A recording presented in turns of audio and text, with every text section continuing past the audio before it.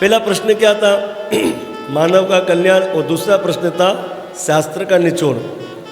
तो दो सवालों का जवाब एक श्लोक से श्री सूत जी महाराज जी यहाँ पर दे रहे हैं। सवे पुंसाम परो धर्मो रदो यतो भक्ति रदोक्षज अहेतुक्य प्रतिहता ययात्मा सुप्रसिद्धति। संपूर्ण मानव का कल्याण कैसे होगा? भगवान की भक्ति करने से। और शास्त्र का निचोड़ क्या है? भगवान की भक्ति।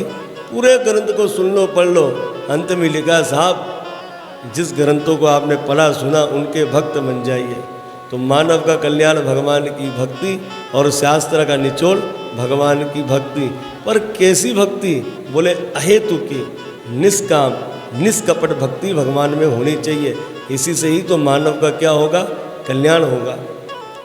भक्ति का अर्थ क्या होता है? भक्ति का अर्थ होता है भगवान से विवाहित हो जाना। तो यहाँ पर श्री सूत जी महाराज जी कह रहे हैं भगवान से जब विवाह होता है इस जीव का, तो भगवान की दो संतानें होती हैं, ज्ञान और वैराग्य। तो सूत जी कहते हैं वासुदेव भगवती भक्ति योग प्रयोजित जनत्याशु वैराग्यम ज्ञानम च यदि हेतु कर्म। तो दो संतानें होती है, ज्ञान और वैराग्य। भक्ति तो बड़ी बड़ी कर रहे हो, ज्ञान नहीं है और वैराग्य नहीं है। ज्ञान ऐसा नहीं कि सारा तत्व ज्ञान, सारे ग्रंथों का ज्ञान आपको आ जाए। ज्ञान इतना होना चाहिए कि भगवान है कौन। जैसे तो हमारे यहाँ भगवान की जो सुपर मार्केट है, जो 4-5 शक्ति दिखा देवे बोले यही भगवान है, नहीं। अरे आने वाले समय में तो आपको ऐसे लोग मिलेंगे जो पानी पर चलेंगे, तो क्या आप उन पर विश्वास लेकर आ जाएंगे? नहीं। तो ये शिक्षा लेनी हमें, भगवान है कौन। और दूसरा वैराग्य। वैराग्य का मतलब क्या होता है? त्याग। कुछ लोग बड़े बड़े बाल कर लेते हैंगे, पग में चप्पल नहीं पहनते, बड़े ऊंचे ऊंचे व्रत कर लेंगे, लेकिन करते क्या है? नशा लेते हैं, मांस खाते हैंगे, ना जाने कितनी गड़बड़ी करते हैं। तो फिर क्या वैराग्य हुआ? ये तो बेकार का वैराग्य है, ये तो सब दिखावी वैराग्य हैगा। नहीं, ऐसा नहीं, एक सच्चा वैराग्य है। तो ये दो संतान है भगवान की, ज्ञान और वैराग्य। श्रीमद् भागवत महात्म्य में आपने सुना नहीं, जो पद्म पुराण में आता है कि भक्ति की दो संतान ज्ञान और वैराग्य, जो कि बूढ़े थे, मूर्छित थे। तो ज्ञान वैराग्य किसके मूर्छित होते हैं, किसके बेहोश होते हैं? जो नियमों का पालन नहीं करते हैं। और जब कोई नियमों का पालन नहीं करते तो भक्ति क्या होती है? शोक मगन होती है। आपने सबने सुना वीडियो के माध्यम से पद्म पुराण के द्वारा, जो 6 अध्यायों में भागवत महात्म्य की कथा आई थी कि भक्ति शोक मगन थी। देव ऋषि नारद जी से अपना दुख कह रही थी। तो भक्ति को दुख किस बात का था? कि उनके दोनों बेटा ज्ञान वैराग्य क्या है? बूढ़े हैं, बेहोश है। यही भक्ति का दुख होता है। तो इसी प्रकार से हमें शिक्षा लेनी चाहिए कि ये दो भगवान की संतान है। अगर हम भक्ति कर रहे हैं, ज्ञान ना हो, वैराग्य त्याग ना है, तो हमारी भक्ति क्या है? बांझ है। जब स्त्री का जन्म होता है, अगर उससे संतान ना जन्मे तो वो बांझ कहलाती है। इस तरह से हम भक्ति पर लगे हैं और वैराग्य ना हो, ज्ञान ना हो, तो हमारी भक्ति भी क्या होती है? भक्तों, बांझ होती है। तो इस प्रकार से ये तो भगवान की संतानें हैं, ज्ञान और वैराग्य। धर्म का अर्थ क्या है? अपवर्ग। और अपवर्ग किसे कहते हैं? जिसमें कोई वर्ग ना हो, उसे अपवर्ग कहते हैं। हम सब वर्गों से जुड़े हुए हैं, संत वर्ग, पुरुष वर्ग, स्त्री वर्ग। पर जहाँ पर वर्ग खत्म हो जाए उसे अपवर्ग कहते हैं। अब जैसे अपवर्ग के अंदर 5 अक्षर होते हैं, पा, फा, बा, भा और मा। पा का अर्थ होता है अगर मोक्ष की प्राप्ति हो जाए तो जीव का पतंग नहीं होता, इसलिए पतंग का पा अपवर्ग। दूसरा, मोक्ष प्राप्ति हो जाने पर जीव को किसी प्रकार की फल आशा नहीं रहती, इसलिए फल का जो फ है वो भी अपवर्ग। मोक्ष प्राप्ति हो जावे तो जीव बंधन से मुक्त हो जाता है, इसलिए बंधन का भ ये भी अपवर्ग है। मोक्ष प्राप्ति हो जावे तो जीव को किसी प्रकार का भय नहीं रहता, इसलिए भय का भ वो भी अपवर्ग है। और अंतिम जो शब्द आता है अपवर्ग, वो आता है माँ। मोक्ष प्राप्ति हो जाने पर जीव की मृत्यु नहीं होती, इसलिए मृत्यु के माँ को भी अपवर्ग कहा गया हैगा। अच्छा, तो जीवन का परम लक्ष्य क्या है? बोले जीवन का परम लक्ष्य है तत्व जिज्ञासा, कि हम दुनिया में आए क्यों, किस लिए आए। तो बुद्धिमान पुरुष वही जो इस रहस्य को समझ जाए।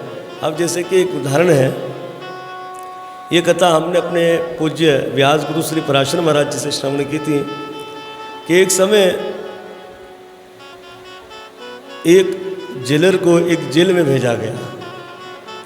तो जेलर को 3-4 साल हुए होंगे, पर उस जेल की 1 सदी हो गई, 100 वर्ष हो गए। अब जेलर बड़े प्रसन्न, अरे देखो साहब, हमने इस जेल की 1 सदी देख ली जिस समय इस जेल का निर्माण हुआ था। तो जेलर साहब बड़े प्रसन्न, बोले भाई अब तो इस खुशी के मौके पर हम सब कैदियों को बुलाएंगे और उनकी मनोकामना पूर्ण करेंगे।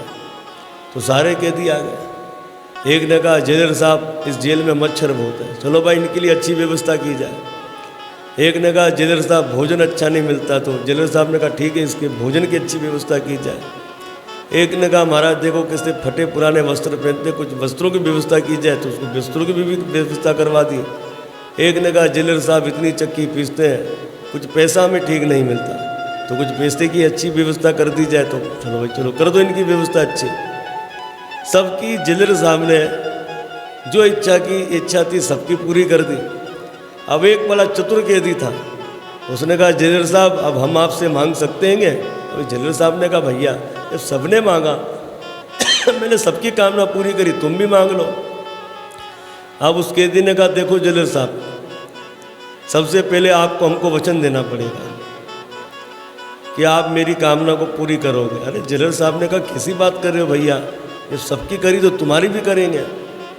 अब जेलर साहब के मन में क्या चल रहा था, जैसा सबने मांगा वैसा ये भी मांग लेगा, पर वो कैदी के मन में विचार क्या कर रहा था ये सुनो। कैदी ने कहा जेलर साहब हम तो आपसे यही प्रार्थना करते आप हमको इस जेल से ही मुक्त कर दो। तो बुद्धिमान पुरुष जो इस जेल से मुक्त हो जाए वही बुद्धिमान है। अब क्या फ़ायदा जेल के अंदर अच्छा खाना, अच्छा पीना, अच्छा कपड़ा पहनना, अच्छा कमाना, किस काम का? रहोगे तो एक पिंजरे के अंदर ही, लेकिन आनंद कब मिलेगा? जब इस संसार से मुक्त हो जाओगे, इस जेल से मुक्त हो जाओगे, तभी तो आनंद मिलेगा। अरे जेल के बाहर जाओगे तो अच्छा खा सकते हो, अच्छा पहन सकते हो, अच्छा कमा सकते हो, अब अंदर सब करना बेकार की बात है। इस प्रकार से तत्व जिज्ञासा करनी चाहिए कि हम दुनिया में आए क्यों। तो भाई हमसे कुछ अपराध हुआ और प्रगति ने हमको एक मौका दिया है और हमें इस मौके को जाया नहीं करना चाहिए, फ़ायदा उठा लेना चाहिए। इस शरीर से फ़ायदा उठाइए। जिससे किसी के पास कोई धनवान सेठ हाथ लग जावे तो उस सेठ से फ़ायदा उठाता है। इसी तरह से अगर आपके हाथ कोई साधु लग गया है, उस साधु की शरणागति में जाकर इस शरीर का फ़ायदा उठाइए। खूब भगवान की भक्ति जप तप आदि कीजिए और फिर क्या होगा? बोले राम राम की लूट है, लूट सके तो लूट, अंतकाल पछताए जब प्राण जाएंगे छूट। फिर अंत समय पछताना नहीं पड़ेगा कि हमने शरीर से फ़ायदा नहीं उठाया। तो इस तरह से इस शरीर से हमें क्या करना चाहिए? फ़ायदा उठाना चाहिएगा।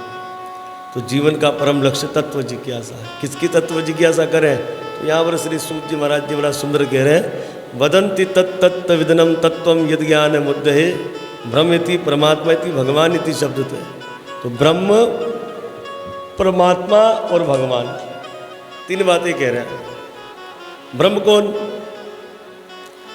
तो कुछ लोग उसे कहते हैं निर्गुण निर्विशेष निराकार है। कौन कहता है? ज्ञानी। ज्ञानी ने उसे ब्रह्म कह दिया। और दूसरा क्या है? परमात्मा। योगी, योगी ने उसे परमात्मा कह दिया। परमात्मा का अर्थ क्या होता है? सगुण निराकार है, पर दिखता नहीं। और उसे ही भक्त ने क्या कह दिया? भगवान, सगुण साकार कह दिया। ब्रह्म कहते निराकार को। इसके विषय में ब्रह्म उपनिषद जो कि अथर्ववेद का उपनिषद है ये, यहाँ पर ब्रह्म को निर्गुण निर्विशेष निराकार बता दिया है। क्या बता रहे हैं? बोले उस ब्रह्म में देव देव के रूप में नहीं है, माता माता के रूप में नहीं है, बहू बहू के रूप में नहीं है, चंडाल चंडाल के रूप में नहीं है, भील भील के रूप में नहीं है, संत संत के रूप में नहीं है। वो तो केवल प्रकाश है। तो वो क्या होता है? एक प्रकाश है जिसको ज्योति कहते हैं। तो वो निर्गुण इंद्रिय विशेष निराकार किसने कह दिया? ज्ञानी ने। ज्ञानी ने कहा उसका कोई आकार नहीं है। और योगी ने कह दिया परमात्मा है और दिखता नहीं, जिसके विषय में भगवत गीता के भगवान 10वें अध्याय के श्लोक संख्या 20 में कहते हैं कि मैं सारे जीवों के हृदय में आत्मा के रूप में मौजूद हूँ। योगी ने बोल दिया है। अब भक्तों ने पूछ लिया कहाँ है? योगी ने बोला है पर दिखता नहीं है, सगुण निराकार। जैसे बिजली के तार के अंदर करंट, अब बिजली के तार के अंदर करंट है, आपको नजर थोड़ी आएगा करंट, और उसके अंदर मौजूद है। इसे कहते हैं परमात्मा है पर दिखता नहीं। और भक्त, जो भक्त है वो उसे साकार कहता हैगा, जिसके विषय में श्रीमद् भगवत गीता के 12वें अध्याय के श्लोक संख्या 2 में भगवान कृष्ण कहते हैं अपने साकार स्वरूप के विषय में, जो लोग मेरे साकार स्वरूप का ध्यान पूजन करते हैं उन्हें गति तुरंत मिल जाती हैगी। और वही भगवान 12वें अध्याय के श्लोक संख्या 5 में कहते हैं जो लोग मेरे निर्गुण निर्विशेष निराकार का ध्यान करते हैं उन्हें प्रगति पाना बड़ी मुश्किल हो जाती है। इसलिए ब्रह्म, परमात्मा और भगवान है वो एक और बन गए अनेक। परम पूज्य श्री रसखान जी कहते हैं शेष महेश गणेश दिनेश सुरेश वजाहे निरंतर ध्यावे, तब ताय अहीर ही छो हरिया अतिया भरी छाछ पे नाचे नचावे। शेष जी उनका ध्यान करें, महेश शंकर जी उनका ध्यान करें, गणेश जी उनका ध्यान करें, सुरेश इंद्र उनका ध्यान कर रहे हैं, पर ध्यान कर करके थक गए। पर इनकी पूंछ में भगवान नहीं आए, इनके ध्यान में नहीं आए। और वही भगवान अपनी इच्छा से श्रीधाम वृंदावन में आए और गोपियों ने कहे कन्हैया इधर आओ। भगवान ने बोला हाँ कहाँ भयो? बोले लाला ठुमका मार कर दिखा। अब भगवान ने बोला क्यों? बोले छाछ पिलाएंगी। अच्छा तो छाछ पिलाएगी? उस समय ठुमका मारने लगे। लो पहले तो सबकी पहुंच से दूर, अब पहुंच में इतने आ गए कि इशारे पर नाच रहे। इसे ही भक्तों ने भगवान कह दिया। और उन्हीं ही भगवान के क्या होते? अवतार होते हैं। तो यहाँ पर जो है परम पूज्य श्री सूत गोस्वामी महाराज जी भगवान के अवतारों के विषय में कहते हैं पहले स्कंद के 3रे अध्याय के अंदर। तो यहाँ पर जो है 22 अवतारों के विषय में कहते हैं। आगे मन मंत्रों के बारे में सब कथा सबके बारे में आगे विस्तार से वो बताएंगे। पर चैतन्य चरितामृत के अंदर भगवान के अवतारों की 6 कैटेगरी बताई है। पहला जो भगवान का अवतार है वो है पुरुष अवतार। तो पुरुष अवतार के अंदर होता है करुणा दक्षाय विष्णु, गर्भो दक्षाय विष्णु और शिरो दक्षाय विष्णु। करुणा दक्षाय विष्णु किसे कहते हैं? जो तत्वों को पैदा करते हैं, पृथ्वी जल अग्नि वायु आदि, यानी कि घर बनाते हैं, इन्हें कहा गया है करुणा दक्षाय विष्णु। और गर्भो दक्षाय विष्णु क्या करते हैं? जो भगवान करुणा दक्षाय ने गोला बनाया उस गोले में गर्भो दक्षाय विष्णु प्रवेश कर जाते हैं। उन्हें लेटने की जगह नहीं मिलती, उनके शरीर से पसीना बहता है, वे उसी पसीने में लेट जाते हैं, इसलिए उन्हें कहा जाता है गर्भो दक्षाय विष्णु। तो ये क्या करते हैं? बोले ये घर के अंदर आबादी बढ़ाते हैं। तो उनकी नाभि से ब्रह्मा जी पैदा हुए, ब्रह्मा जी के द्वारा अनेकों जीव पैदा होते हैं। ये दूसरे पुरुष। और तीसरे शिरोदक्षाय, ये दरवाजा है, इनके द्वारा अवतार होते हैं। अब हम कहते हैं भगवान विष्णु ने अवतार लिया, जबकि भगवान तो अपने धाम में ही मौजूद रहते हैं। उनसे जो हंस आता है उसे अवतार कहा जाता है। अब जैसे कि एक मिसाल है, भगवान श्री कृष्ण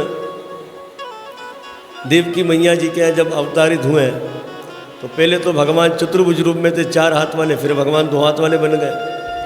कौशल्या महारानी के यहाँ भी भगवान चतुर्भुज थे, फिर उसके बाद 2 हाथ वाले बन गए। तो ये चतुर्भुज क्या है? दरवाजा, शिरोदक्षाय विष्णु, इसी के अंदर से भगवान आते हैं, उसे अवतार कह दिया जाता हैगा। तो ये भगवान के पुरुष अवतार के विषय में बताया गया है। और दूसरा गुण अवतार। तो गुण अवतार में भगवान के 3 अवतार हैं, सतोगुणी विष्णु, रजोगुणी ब्रह्मा और तमोगुणी शंकर। ये भगवान के गुण अवतार हैं। फिर तीसरा लीला अवतार। और लीला अवतार के अंदर जैसे मत्स्य, यज्ञ, नर नारायण, कपिल, दत्तात्रेय जी, पृथु महाराज, नरसिंह, कूर्म, धन्वंतरी, मोहिनी, वामन, परशुराम, राम, व्यास, बलभद्र, कृष्ण, बुद्ध और कल्कि। ये क्या है? लीला अवतार। फिर चौथी कैटेगरी मनमंत्र अवतारों के विषय बताएगी। तो मनमंत्र अवतार में जैसे कि यज्ञ, विभु,